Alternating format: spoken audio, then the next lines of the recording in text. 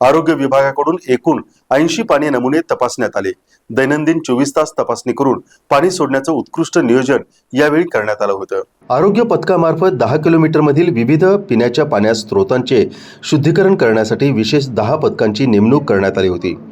पिण्याचे पाणी टँकर शुद्धीकरण करूनच सोडण्याबाबत 4 पथकामार्फत सनियंत्रण करण्यात आलं होतं।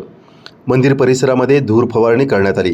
कीटकजन्य आजार प्रतिबंधात्मक उपाययोजना करण्यात आल्या होत्या। यात्रा कालावधीमध्ये 23 कायमस्वरूपी तात्पुरत्या स्वरूपातील 103 हॉटेल तपासणी करून स्वच्छता इतर अन्नपदार्थ तपासणीकरिता 5 पथकांची नेमणूक करण्यात आली होती।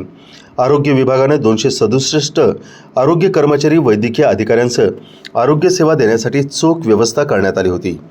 जिल्हाधिकारी अमोल येडगे, जिल्हा परिषदेचे मुख्य कार्यकारी अधिकारी कार्तिकेयन एस यांच्या मार्गदर्शनाखाली जिल्हा आरोग्य अधिकारी अनिरुद्ध पिंपळे, अतिरिक्त जिल्हा आरोग्य अधिकारी उत्तम मदने, जिल्हा हिवताप अधिकारी विनोद मोरे, तालुका आरोग्य अधिकारी शैलेंद्र गायकवाड, हिरालाल निरंकारी, आनंद वर्धन, विशाल चोकाकर, साथरोग वैद्यकीय अधिकारी सुशांत रेवडेकर, अमर पाटील यांच्या प्रमुख नियंत्रणाखाली हे नियोजन करण्यात आलं होतं।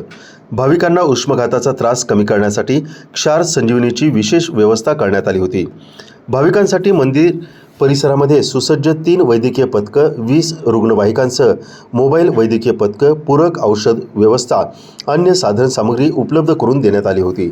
यात्रेकरूंना दिलेल्या वैद्यकीय सेवेचा आनंद द्विगुणित करण्यासाठी जिल्हा आरोग्य अधिकारी अनिरुद्ध पिंपळे यांच्यासह सर्व सहकाऱ्यांनी गुलालाची उधळण करत हलगीच्या ठेक्यावर ताल धरला।